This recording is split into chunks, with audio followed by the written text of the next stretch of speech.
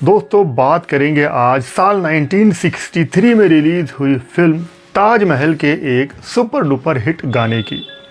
Film Taj Mahal को direct किया था एम सादिक ने, फिल्म को प्रोड्यूस किया था ए.के. नाडियाडवाला ने, इस फिल्म का संगीत दिया था रोशन ने। जिस गाने की मैं बात करूंगा इसको बहुत ही मधुरता से लिखा था साहिल लुधियानवी साहब ने। इस गाने को अपनी मधुर आवाज़ों से सजाया था मोहम्मद रफ़ी और लता मंगेशकर ने। सुपर डुपर हिट गाना है, जो वादा किया वो निभाना पड़ेगा। जो वादा किया वो निभाना पड़ेगा। फिल्म में गीत की सिचुएशन के हिसाब से साहिल लुधियानवी साहब ने बहुत ही शानदार गीत लिख दिया।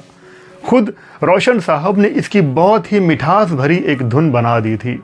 इस गाने को गवाने के लिए चुन लिया गया था मोहम्मद रफ़ी साहब और लता मंगेशकर जी को, और दोनों से गीत रिकॉर्ड करने का टाइम भी फिक्स कर लिया गया और ये तय हुआ कि इस गीत को महबूब स्टूडियो में दोपहर के वक्त रिकॉर्ड किया जाएगा। इस गाने में मशहूर म्यूजिशियन किशोर देसाई भी बजाने वाले थे। वो मेंडोलियन बहुत अच्छा बजाते हैं, उनको the mandolin man of India भी कहा जाता है। तो वो भी इस रिकॉर्डिंग में शामिल होने वाले थे। तो तय वक्त के मुताबिक दोपहर के वक्त मोहम्मद रफ़ी साहब, लता मंगेशकर जी, खुद संगीतकार रोशन महबूब स्टूडियो पहुंच गए और बाकी म्यूजिशियन का वेट करने लगे।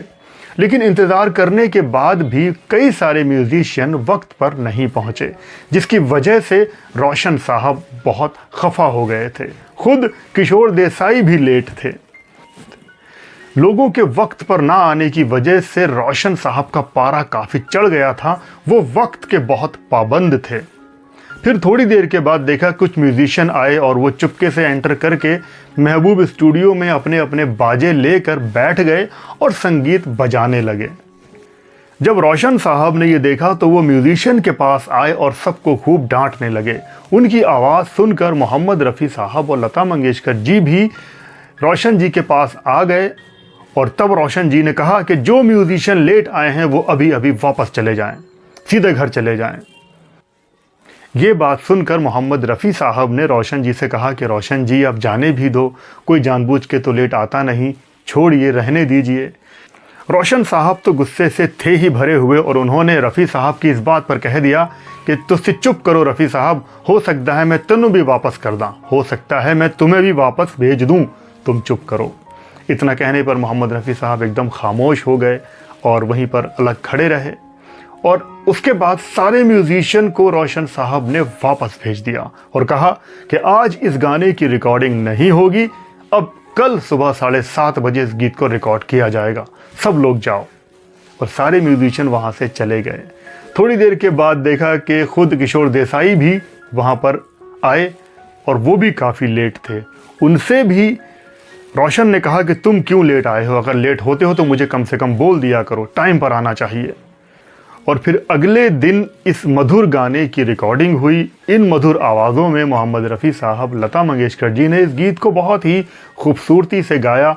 रोशन साहब का म्यूज़िक भी बहुत ही एक मधुर रिदम वाला म्यूज़िक था और बोल तो साहिल लुधियानवी साहब ने लिखे ही बहुत शानदार थे। और उसके बीच में किशोर देसाई जी का मेंडोलियन जो बजा तो और ज़्यादा इस गीत में 4 चांद लग गए थे। ये गीत सुपर हिट रहा था, लोगों की पसंद बन गया था, यहाँ तक कि आज तक इस गीत की मिठास को लोग नहीं भूले हैं और अक्सर ये गीत सुनने को मिल जाता है। जो वादा किया वो निभाना पड़ेगा, माना हमें जैसे जाना पड़ेगा, जो वादा किया वो निभाना पड़ेगा। इस किस्से को किशोर देसाई साहब ने एक इंटरव्यू में बताया था। मुझे लगा ये बात आपसे शेयर करनी चाहिए। वीडियो पसंद आया हो तो वीडियो को लाइक कर देना, चैनल पे नए हो तो सब्सक्राइब कर देना। आप लोग अपना बहुत बहुत ख्याल रखें और देखते रहें रेट्रो शोवेज। जय भारत, जय